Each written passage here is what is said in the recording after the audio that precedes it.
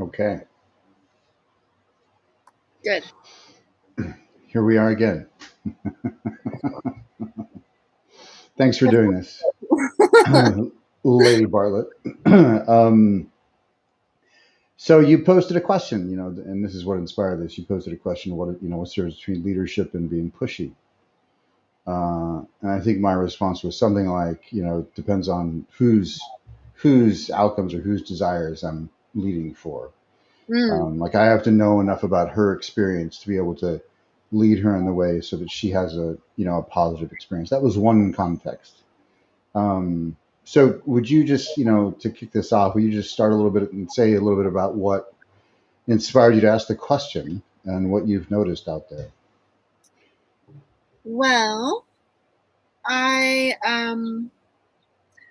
it's been coming up a lot, honestly. It's been coming up personally and professionally, kind of all over the place. Um, in terms of dancing, I think it's really easy to relate to, right? So I went out dancing a few weeks ago, first time since the whole COVID thing happened, right? And Hmm. I got led around the floor by a really good dancer. Yeah. And it wasn't somebody that I knew. It was random meeting. And I was having a really good time until they said something gross, and then it, kind of brings up it brings You're up all shh, shh, shh. the comment like, "This is why you can't have nice things." like, um, but the Yeah, totally. attitude right up until that moment was really good, and what I felt as a woman and in the dance was that this man was very good at displaying me, right? Hmm. Um, that he was structured, that he was in his own space for the most part, right up until that moment, and that'll really it allowed me to be in mine, and it kind of also showed off what I could do. So what I experienced with this person, taking the lead in this dance, um, was very playful, and it didn't have any agenda right up until that moment where it was gross. And even then, it was just like, I think it was, I drank too much and I think I can get away with this. No, no, you can't. You Yes. can try. That you can try. Um, for me, I feel like the difference is a level of consideration. When someone is acting as a leader, they're being more considerate. Um, I felt very considered within this dynamic for most of the part, right? And then when someone's being pushy, they're not really considering you. Like you're you feel like more of an object than you do a person. Does that Sure. make sense? Yeah. Yeah. Sure. Yeah. That makes sense. Yeah. It's funny when speaking of dancing, a couple of years ago, a colleague of mine and I were talking about another man. We were talking about doing a 1 day course for men, and it would involve purpose and I was taking structured partner dance lessons at the time, and I learned more in one. It was a one-on-one tutor. I learned more in the first meeting than I had in terms of how to lead, like where to hold her, what her, as a female teacher, like what her experience would be as a result of that, and she was an excellent tutor. And I immediately said, "Hey, we got to get this woman in here to this course and have her teach an hour to all, like basically all the men. Like I have it. Any man should learn. Any man who's interested in the feminine should. Well, actually, any man who wants to lead should take a partner dance class, Mm, and just learn how to hold and what the structure is and what happens if you violate that structure, what happens if you stay within it, what creates trust and safety, and like that. And I think in yeah, so I love the idea of men taking partner dance lessons. I think it's just a good idea. yeah, I think the term.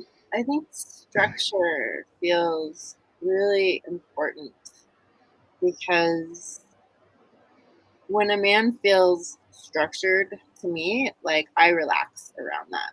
I've Sure. noticed that I really relax when someone knows who they are, they know what they're doing, they have their purpose, they have their focus. I can be included in that, but I don't feel like I'm a target of that. Um, there's a very distinctive visceral difference for me, if that makes sense. Yeah, of course it does.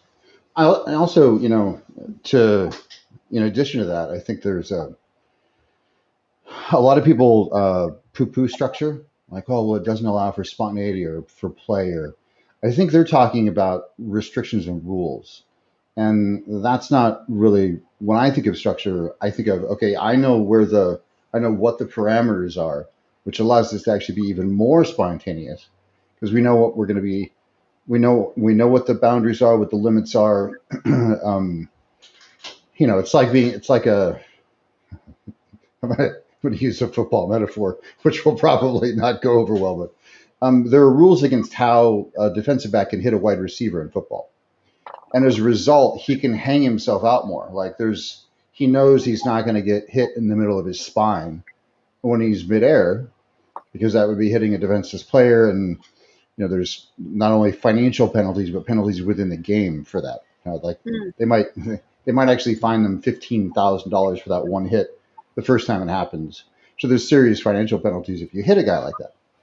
And I think that's it doesn't translate to everybody, but that kind of metaphor is very apt, in that it doesn't restrict play; it actually increases play. It mm, increases the ability to, it increases creativity, it increases spontaneity because we know what we can do, what we can't do, and so that allows for greater flourishing within the structure. Um, mm. I love that. It's definitely something that, as a business owner, I've had to develop. Is something that I've been working on my own inner masculine. I've been developing. Joy Tucker says, agreed. Partner dance shows so much. A great lead feels so safe. We can feel if he doesn't feel confident, the structure allows me to follow freely. Yes, I agree. Absolutely. And as I've been developing those qualities within myself, I noticed that more for me as well. Like the more structured I feel in my own life, the more clear I am about what my priorities are, what my focus is, what my values are, and how I hold and carry and embody those.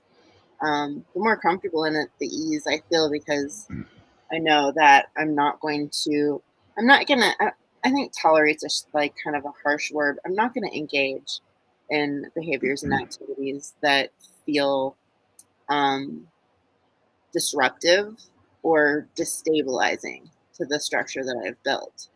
sure. And I think there's a lot of, like you were saying, like the idea of spontaneity.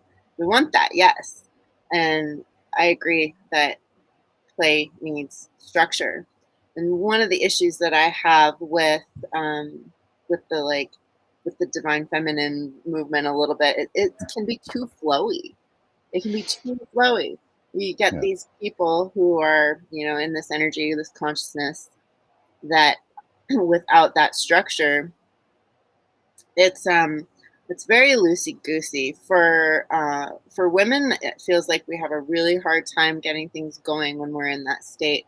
For men, I think it does lead a little bit more to that kind of overly effemination. They don't actually have delineation for where they begin and end, and it's really hard to trust someone who doesn't know where they begin and end. sure. Yeah, yeah, it is. Um, Back to your original point, in terms of uh, agenda. I think in my experience, and I'm gonna say that even though one part of the copy for this particular video says that we're going to talk about in terms of masculine and feminine dynamics. This morning when I wrote the copy for it, I realized that it really does apply to every context. Anytime I've had trouble with a client, which I can really count on one hand the number of times I've had like tension in a session. And that's always because I'm coming from here's what would serve your stated outcomes. Like there's not like I think you should do it this way. There's like, well, if you want this that you said you wanted, here's the most effective way to do it, or here's a way to think about it, or here's a it starts with what do you want, and then I can't really do anything for a client unless everything's based the whole 6 month program is based on very detailed outcome elicitation. And because of that, there's no conflict. Like it's not about me or me trying to impose the thing onto them. It's here's we're not. It's not like we're not like this. Like I don't experience resistance with clients. I just have it that it means that you're serving the wrong thing. And the few times where I have, which I can count on, over 16 years, 500 clients, I can count on one hand, maybe 5 or 6 times that I realized, oh, it's because I wanted a thing for them, and I'm trying to like I see a possibility for them that they maybe didn't see, and I start to push a thing that I see for them. It's still for them, but it's not what they wanted for them. And so, it applies in that context. It applies in dating with like sure she doesn't want to make a decision about the restaurant, but she might want to she wants a certain experience. So you want to ask her what's important to her in a like do you want a fun environment? Do you want a cozy environment? Do you want this kind and then you make choices based on what her preferences are. You don't want to surprise her with sushi and find out she's allergic to fish. Um, and it applies in a corporate context. You have to like in terms of leadership, you have to be serving. What outcome are we serving? What milestones are we serving? And who should lead whom to do what in what context for what purpose? And all those questions really have to be answered. And then it won't be experienced as pushy at all because you're inspiring towards a vision, and it's somebody that it's something that we all have buy-in on, rather than coming down with a top-down imposed structure that doesn't that comes from like it's a boilerplate thing. Like I come from outside and I go, well, here's the kind of thing you should want or should like, and that just is never going to work in any context. The thing I hear the most in what you're saying is inclusivity. You're including this person in the process rather than dictating a process for a person, whether it's Yeah. in a dating situation or whether it's for a client. Um, it just feels so much more humane. I feel like when we start getting pushy with each other, we're it feels really dehumanizing to me. Hmm. Um, and I notice it if I catch myself doing it, which I totally can. It's because I have turned a person or a situation objective in my mind, and it's an objective rather than a process. So rather than really being inclusive, it is much more. It's much more like outcome focused. And what's his name? Immanuel Kant. I love this. He talks about using people as means to ends rather than as ends in themselves. And being pushy really has that quality to me. It like there is Yeah. a vision, there's an outcome. You're pushing this person situation towards that um, because that's your end game vision, right? It's Right. um it's not because you're seeing the person or the experience as a totality in front of you. You're really honestly kind of like wrapped up in a fantasy. You are, and attached to it. And not that I want to teach people high level manipulation, but you're far more likely to not get what you want if you're attached to it and pushing for it, and far more likely to get what you want if you're not attached to it. Yeah, uh, absolutely. Gandhi said, there was this quote that's been noodling around in my head all day for this conversation. Gandhi said, Mahatma Gandhi said, "There goes my people. I must follow them if I am their leader." And it had been, I think it had been communicated to me a different way, which fits this more, which is I have to turn around to see where my people want me to lead them, is the way Mhm. I heard it years ago. And I think it's, similar. Um, yeah. And I think the more sensitive we get, and we are getting more and more attuned, I think at least, the people that we hang out with, but I think in general, the world is getting more attuned to what feels off and what feels right. And I just don't think the pushy thing or the controlling thing is going to work for, like it's already not working. People are too sensitive. People have too much choice. Mm. And that's, really I think that's the thing that a lot of people, well, for a lot of people, it's just an amorphous mass. Their internal experience is like, oh, that feels bad, right? They don't, they, they can't label the things that they see happening or feel happening. Right. Um, but some can. And I really do think it takes choice away from people, and Mm. that's part of the thing that they're, they go, "Ooh," like I feel like I'm being boxed in here, and we just have too much choice and too much opportunity in the world, in relationships and everything else, to feel okay about that. People are too empowered these days, and that's a good thing. Mm. Either boxed in or pried open.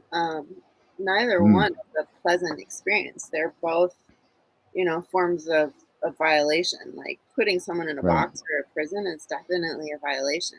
Trying to peel them open to like because this is where you want them to be, that's also a form of violation. If they're not ready for it, then Yeah, yeah. Unless they've asked for it. I mean, so, like explicitly, like, "Hey, this is an edge for me." I've mm, I've gotten the feedback a lot, like, "Hey, this is an edge for me. You feel like somebody that like it feels safe to have you help me push this edge, to lean into it, to explore these things." mm-hmm. And then and then of course you have consent. You still have to be checking in. You still have to be attuned to, you want to stretch them, but not break them or have them feel Okay, I violated, like you said. I agree, and consent is key. Are you talking about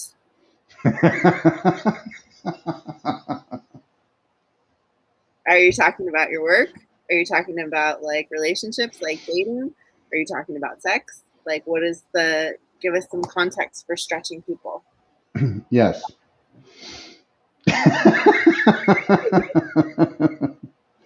Okay. mean, so it does show up a little bit. So all three, but it does show up a little bit differently, in each of those contexts. Like in my work, with my clients, they it's my job to make sure. Like one of the things that's different about personal evolution versus like transformation, or like a breakthrough or something, is it's much more gentle. Like you want to be able to make sure that they can integrate the work, that they can move through stages, that they're keeping a change, that it's a permanent acquisition rather than something that fades because it went too fast. Also, we want to stretch them, but we don't want to. If we push them too far, they'll contract and regress, and so it actually becomes more difficult for them to evolve. Like and in the worst cases, if you're completely disconnected from the impact, they can actually be traumatized by pushing them too far. Um, and so if you haven't calibrated to that, that's you have to backtrack. You have to take responsibility for that, own it, like say that, clean it up. And that's only happened to me, one or two times. Where But you it push. has with my clients. Yeah. Mm-hmm. Now, sexually, I think it's, and the language I said, it was definitely sexually. And like, I'd like to explore these things. You feel like somebody that's safe to do that with, and that's happened in pretty much every one of my relationships. And they know they won't be shamed. Like with me, there might be things I don't want to participate in, but there's nothing between consenting adults that I would say, well, I can help you. I could be a desire concierge, but I don't want to. But similarly, I mean, that's why there's such a thing as safe words, right? And that you will never reestablish trust if you violate a safe word, ever. Like that's a sort of a golden whatever. It's something to be, they call it sacred. Isn't quite the right word, but you know what I mean. Yeah. Um, and in relationships also, like one of my life partners told me once she was in yellow, just sitting down next to me.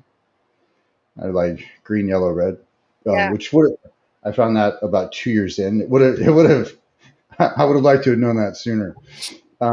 Useful But information.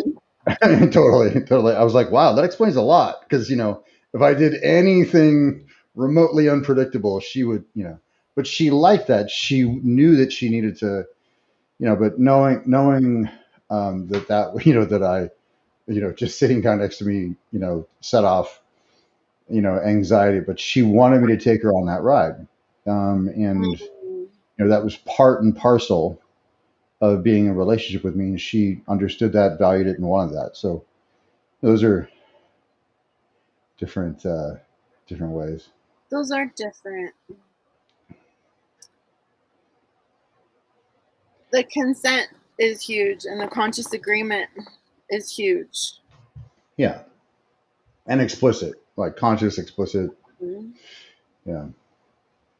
I think with pushiness is there is either you're moving into murky waters where you haven't communicated about the specifics of the dynamic, or where there's already been communication about the dynamic and you're nudging past what's been agreed upon anyways. Right. Right. Yeah.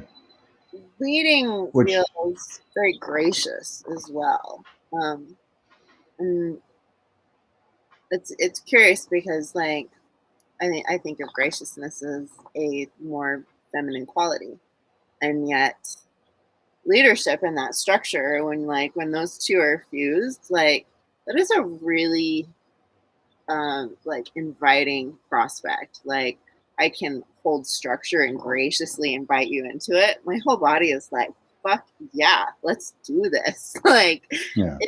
in any regard, whether it's with a I can't even say with whether it's with a healer or a coach because I'm so fucking picky about who I will work with.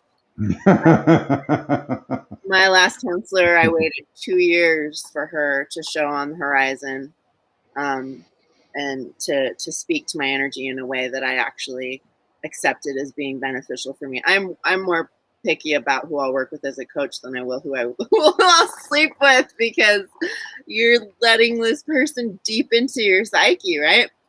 Yeah. Um, so I'm super Also, super discerning also, about that. also, you've done a ton of development. So, like somebody, like there's just very few people. And this isn't. If you were to say this, I wouldn't think it's bragging. I was like, it's probably frustrating that it's very difficult to find somebody who can actually get in and turn the right key or unlock the right thing or add a perspective you haven't thought of already, because of all the development you have. Absolutely. Absolutely. Well, and it's like in order for me to really surrender what I know of myself and Mm. to let someone act as a key to let them in, they have to have incredible energetic integrity. Mm. It's something that I can viscerally recognize. I don't Yeah. expect that degree of functioning from my friends, from people I'm dating. I don't expect that.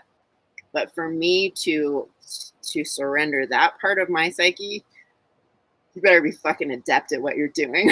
We're not Yeah. even playing around. Confident, impeccable, Absolutely, aligned. absolutely Yeah. confident, impeccable, aligned, skillful, Yeah. Yeah. gracious, Good. Good. not Yeah. pushy. I shut down with pushiness. I I, absolutely shut down. I think that's not so uncommon. And I think a lot of people don't realize that. And I think it's one of the reasons people are afraid to lead. Mm. In the NLP training I'm leading right now, there was one of the study groups. Um, and this is, they responded well to it, which is why I'm telling the story. there was like four of them going, well, we're going to get together. Sure, we can get together.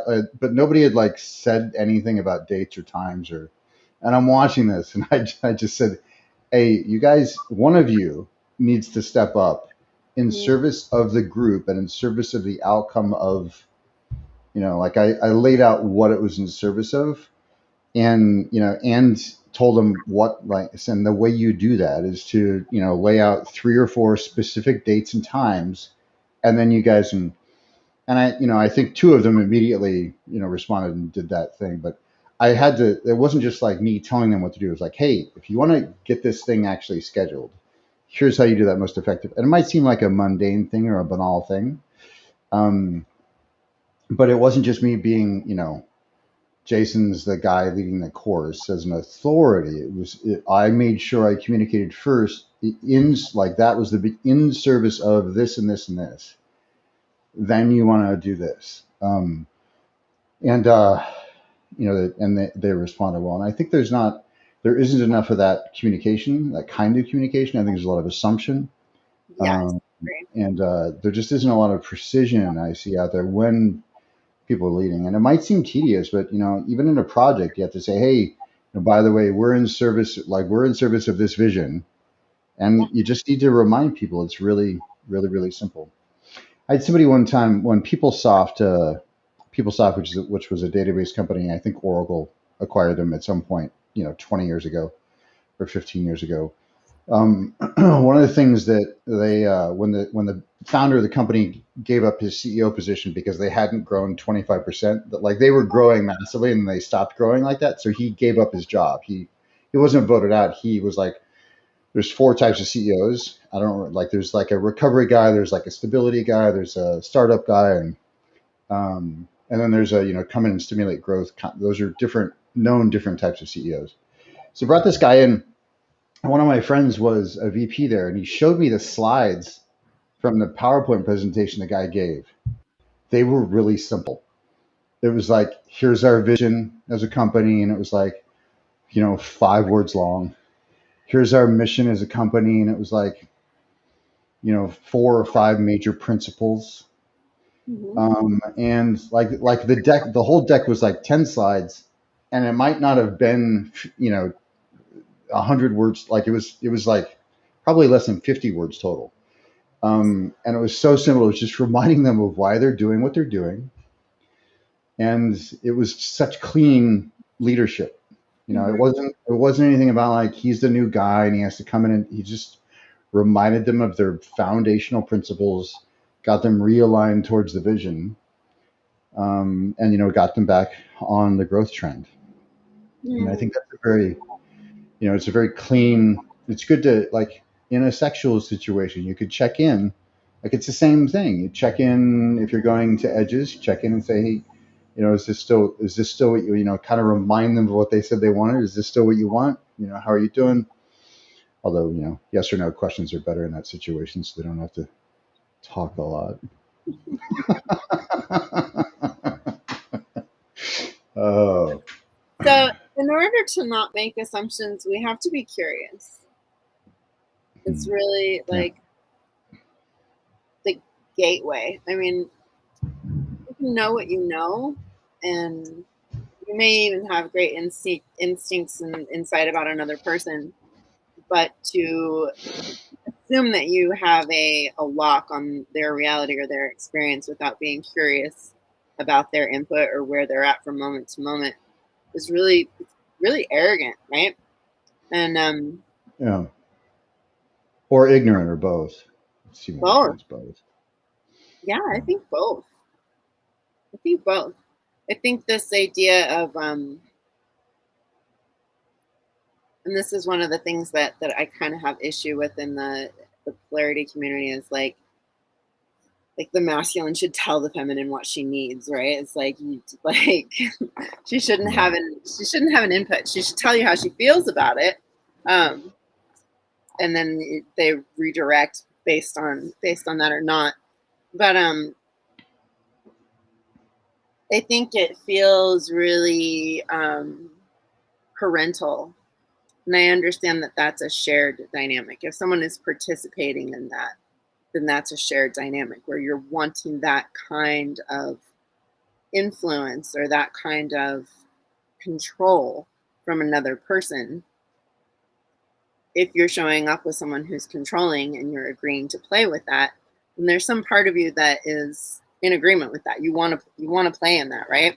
But it doesn't necessarily, it's not necessarily conscious. Yeah, And does that make sense? it does. I would also question whether, I mean, so I don't know if you saw it or not, but I put out a diagram. It's like, through stages, and the polarity community is who I was thinking of when and like stage one would be rigid and, generalized globally, and like the kind of thing you're talking about. That's, Mm-hmm. sort of pre-rational or stage one.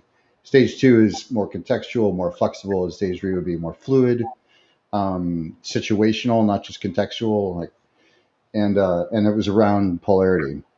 Mm. And I think the reason that so many people are afraid of that stage three kind of, and they are addressing that milk toast rational stage where nobody's really sure who's in charge. There's a lack of expressed polarity.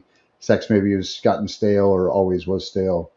And so rather than expand and return, like bring polarity forward into this more flexible, more fluid structure, they're, regressing and contracting.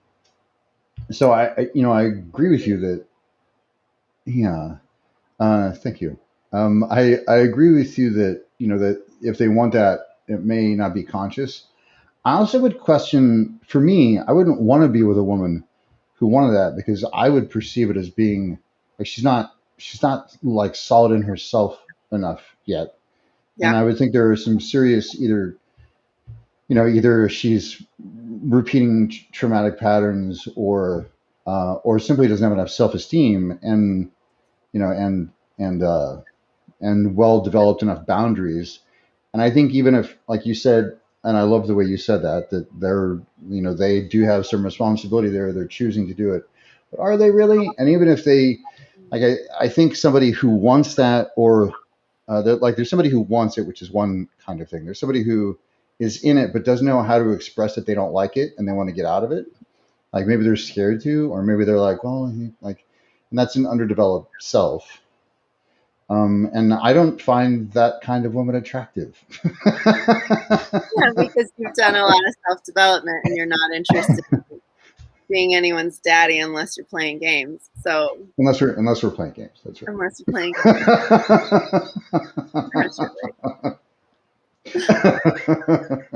Situational. situational daddy. Oh gosh. Fair. Totally fair.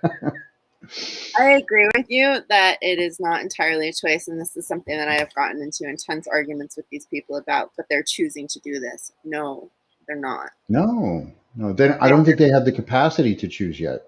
yes. And I think this is where something that would really help people to develop awareness about the difference between leadership and pushiness really comes into play, is that talking about instinct injury.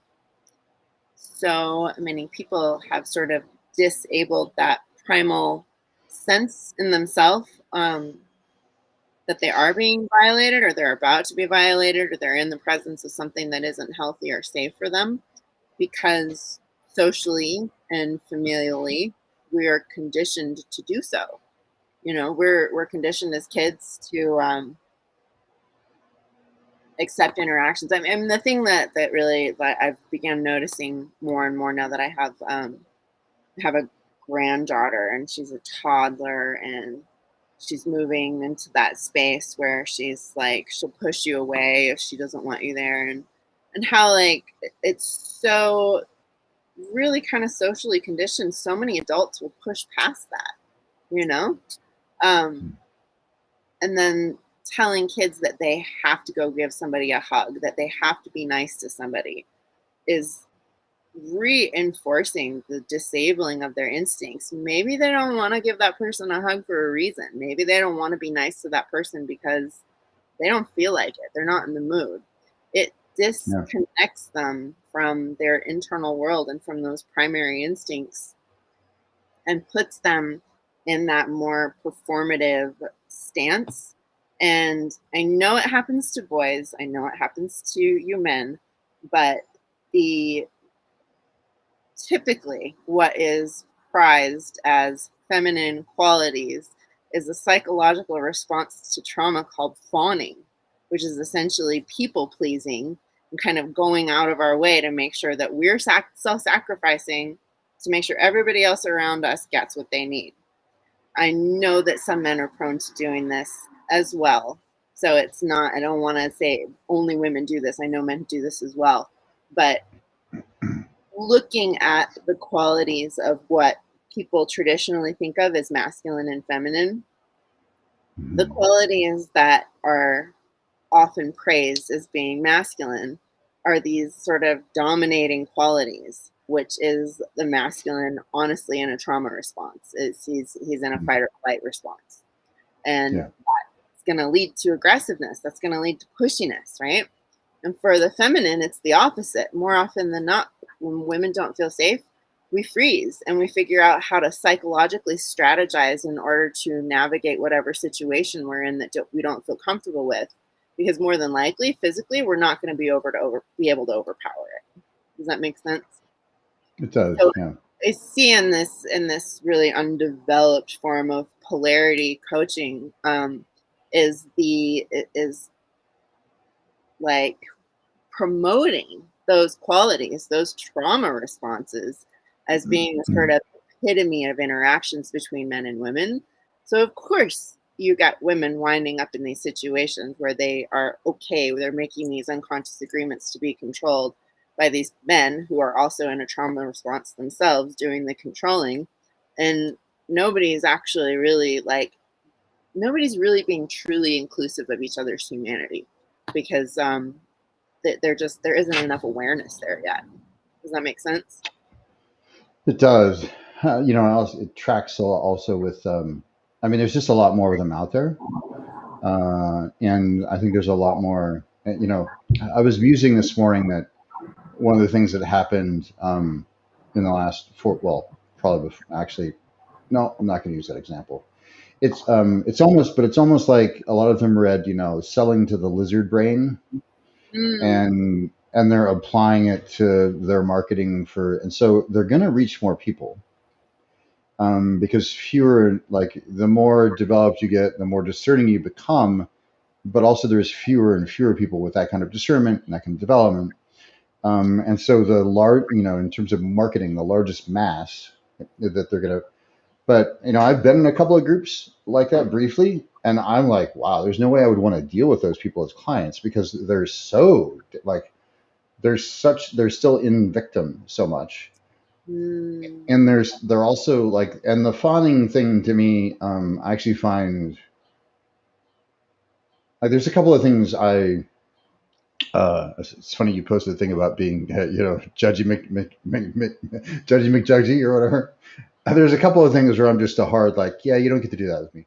One is being emotionally dishonest. If I'm like, hey, is that, and they're like, no, no, I'm like, you don't get to do that with me. Like, I'm seeing right, and they'll admit it if I just call them on it. But the other thing is trying to be a people pleaser with me. Like if you fawn over me, and well, fawning for me has a different sort of a dreamy romantic thing. Is the way I mhm, learned fawning. But I still want, which, but I, but so it's a different application of the word that that I'm hearing, and I've heard recently. But I find that distasteful, actually. Like and you can't trust them. Like you were saying earlier, like where do they end and begin? mhm. If you don't know where they begin and end, I just fundamentally don't trust them. And so if they're trying to please me or doing a thing and I don't need people to blow smoke up my ass, Um, You're flexible I enough had to a do that. student. I had a student recently. He like it was like a couple weekends into this training. He goes, I think we should do like at the beginning of a like when a guru is speaking, we should all go, yes, teacher, I'm here to learn. I was like, yeah, you don't need to do that. I don't want that. I shut it down pretty quickly, and I probably could have done it more graciously. It's like my whole job is to free people, and Mhm. I don't want to create followers. Like it's just not. So that kind of, I mean, it would serve them to be like, I'm here to learn, and but I don't need some ritual where. Right. Well, I mean, the agreement that they're there to learn should just be their presence, Yeah, yeah, totally. anyways, right? Yeah, yeah, Um, totally. we don't need to reestablish No, the goal no. every few minutes. If they're smart, right? I'm here. I paid some money. I should listen. What you're saying Uh, about this dreamy thing is that is super relevant to fawning, and it's quite interesting if you look at the legend of like the vampire. I want to talk about narcissism just as a means of sort of like bringing the vampire into it, right? Like, mhm. because what it does in order to gain access to its victims is it glamorizes them, and then yes, they're all fawning all over the vampire, and it's this very romantic, very dreamlike state. And I think a lot of people think of romance and falling in love in that way. It's really quite unfortunate. What the vampire can't do is he can't enter into their abode without an invitation. Um, if you think about it, like he actually really can't lead either, um, and he can't create. And this is something that I've talked about with the this energy, this consciousness called Wetiko. It can't create, and all it can do really is it can mimic and it can distort. So like with the whole vampire legend, like you have a person who's created, you have this sort of shadow of creation, right? And this shadow of creation, it can't really lead. So when you have people, be they men or women, when they're like kind of functioning underneath the trance of that, they're really not capable of leadership. Um, they're capable of distortion. They're capable of mimicking life and creation, but they can't truly, genuinely build anything new, if that makes sense. And in order for them to even have an opening, like we were saying, for these women to be susceptible to these more controlling dynamics within these relationships, there has to be an opening into them where they're agreeing to it unconsciously. It has to match some sort of underlying program where they resonate with that trance state themselves. And very often that is exactly what that state of fawning is. Does that make sense? Uh, Partly. I mean, because I'm not really familiar with the dynamic personally. Like I understood the words, but I think I actually like I actually you know apprehended about 50% of what you were saying. I mean, I heard everything, but I just I don't have a place for it Fawning to part fit. No, or the vampire part? the vampire part. I mean, my ability to avoid and evade, you know, people like that. It's just one of my, probably from my own, childhood, with my Mm, ability to perceive unhealthy dynamics and simply um, eliminate those people from my sphere, or sometimes without explanation because I don't feel it would serve to explain it anyway. Um, sidestep them, uh, what's that? just sidestep them, kind of tai chi out of it. Yeah, absolutely. So I can say from my own personal experience, like this is how it works for a lot of us. Yeah. You get this instinct injury when you're very young. You can't create a psychological framework around an experience per se. And more often than not, with the kind of abuse that I'm talking about, specifically with sexual abuse, it's usually somebody that you're close to. It's almost always somebody that you know.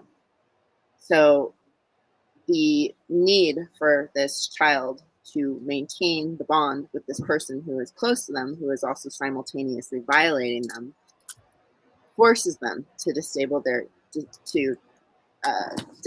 instinct, and instead Ah, creates this fawning response. got it. Does that make sense? Well, that's really fucked up. It's super fucked up, and that's exactly what the legend of the vampire is all about, right? You're in Mm, the face of this fucking predator, this yeah, predator of all predators, right? right. And like, instead of being like pulling out a wooden stake and being like, I need to protect myself or run away, you're like in this dream-like state where you're Mm, like, of course you can come in, and sure you can bite me, and just do whatever you like and take whatever pleases you, right? And what am I gonna do about it? I'm gonna fucking open my wrists. I'm gonna feed you my blood, right? That's exactly what those relationships are. And for okay, most of us, they start okay. in with that early childhood dynamic where we have to bond to somebody who is abusing us, Got it. whether it's sexual, whether it's physical or mental or emotional. You don't have the option of removing them from your life. Does that make sense? Yeah, it does. Especially if it's a parent or Especially if it's a parent, any or an kind of uncle or a aunt or a whatever. Yeah, got it. yeah, All right, thank you. yeah. It's I important. mean, or not. I kind of wish I wasn't. You know. You wish you didn't know that now. Well, It's important. It's important to know. yeah, it is. It is. And that is really more what you see playing out in a lot of these polarity groups than anything else, is these people who are so deeply instinct injured they don't have enough sense to push away a predator. Yeah. Yeah. The thing I've seen play out as well. In addition to that, is just it's a very two dimensional approach. Um, it's and there's a lot of controlling, domineering, control, like, and it's just not leadership, and it's just not going to build a sustainable relationship that's healthy. And you can have a lot of really fun polarity, and still not know who's in control. Mm, So you can have a lot of fun, who's who's on top right now. I don't know. It doesn't matter. It's a lot of fun. You're dancing back and forth. Who's really leading? We're not sure, but because we're sort of lost in the connection that mm, the polarity is providing, and I think that's really the place to get to. Like there shouldn't be a struggle for control or a fear, a fear of it, or a fear of, in either direction. Like, oh, am I being controlling right now? You should be absent of that kind of fear, but also absent of like, am I out of control right now? Am I not that, like I think both things interrupt the beauty of what can happen in an intimate romantic connection, certainly. yeah, I have to agree. And I think what's required, like, is for both people to have that sense of openness and receptivity and graciousness, as well as that delineation and the positive regard and structure. I like the Yeah. term positive regard even better than self esteem, because I feel like it's just people have a lot of confusion around like what self esteem actually is, and They do. right. When I used to do a lot of webinars on it, and I would start by saying, it is the most important and the most misunderstood, label out there. And for a while, I even wrote it as esteem for the self, like, Yeah. just to snap the trance. Like, do they really, because there is so much.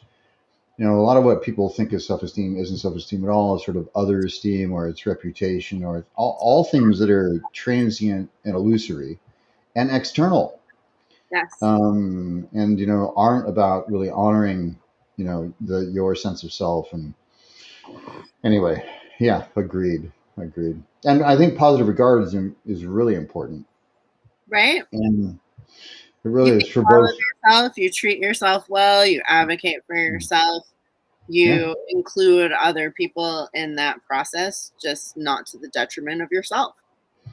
Right. Right. Right. And I think at the beginning there can be, or what I've, my experience has been that there can be, like people go into sort of, they almost have a fight or flight response to expressing their desires at first. And Mm-hmm. even, and until they realize they're not going to die, like,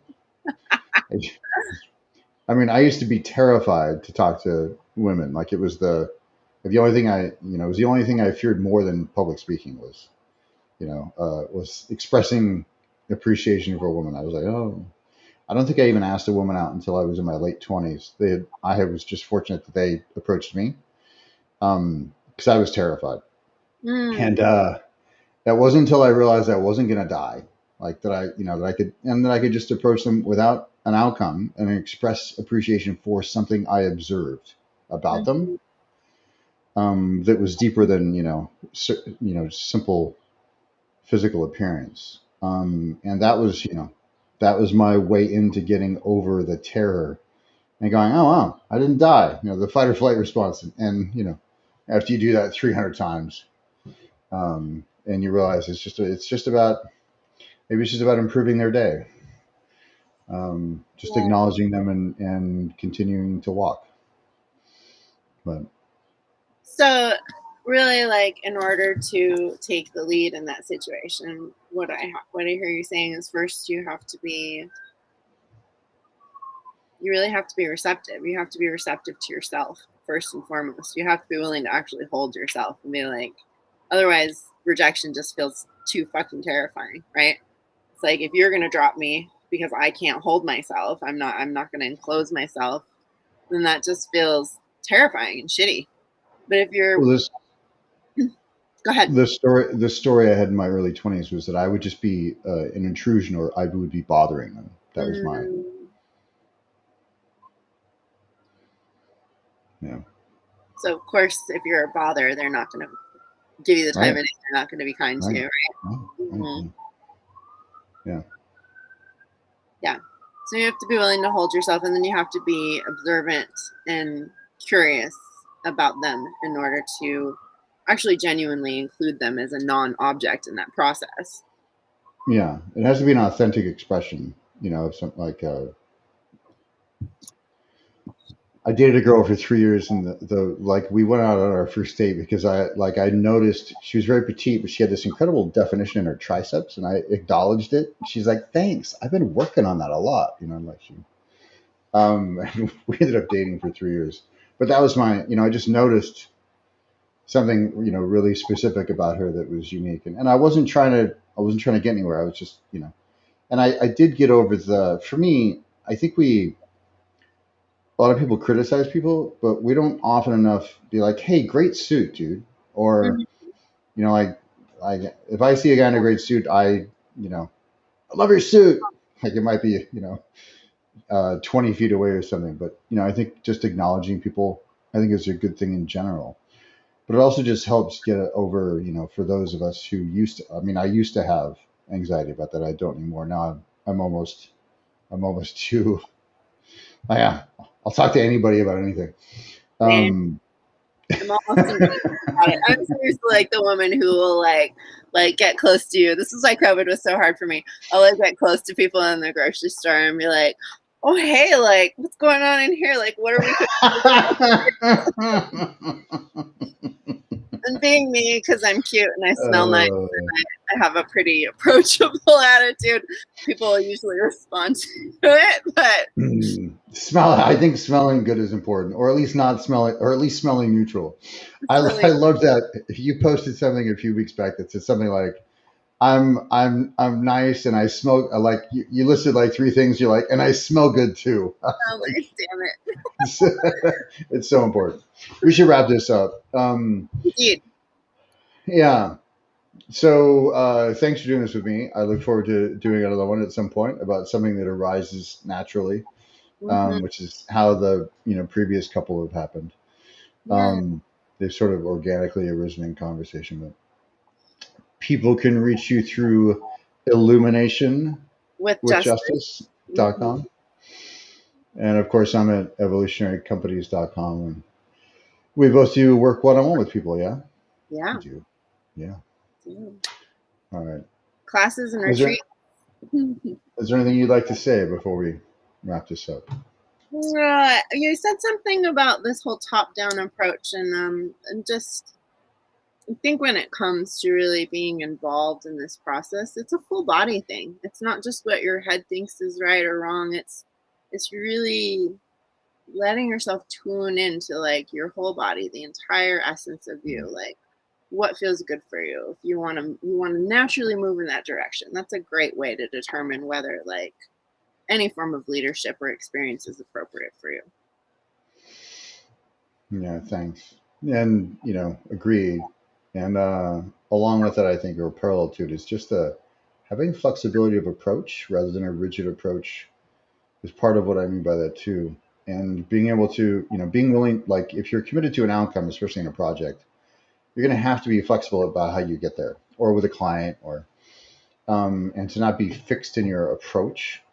That's different though than not being solid in yourself and true to your principles. But I think the more you develop, like there's less and less things that matter enough to be attached to. Mm. And I think a lot of people with their moral frameworks, they realize over time, as they develop, that there are fewer and fewer things worth fighting over, or fewer and fewer things that are sacred. And as long as you're not selling, like there are some things, if you feel like you're selling yourself out, which is probably the male version of fawning, like, oh my Yeah. gosh, I sold myself out to make this woman happy. I know I'm supposed to be doing this or not supposed to be doing this, but for the connection or to keep her happy, I sold myself out. I'm glad you But brought that that's, yeah, I'm glad I just up. glad my ADHD kicked in at the right moment. Anyway, thank you so much. It's always a pleasure. Likewise. Be sweet to yourself. Take care, everybody.